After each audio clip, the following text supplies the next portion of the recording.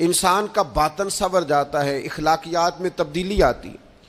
फिर कोई कैमरा भी ना लगा हो ना, कोई भी ना देख रहा हो, तो बंदा फिर भी नेक हो जाता है, क्योंकि उसका ख्याल होता है मेरा रब मुझे देख रहा है, सुबह क़यामत में अपने रब की बारगाह में खड़ा किया जाऊंगा।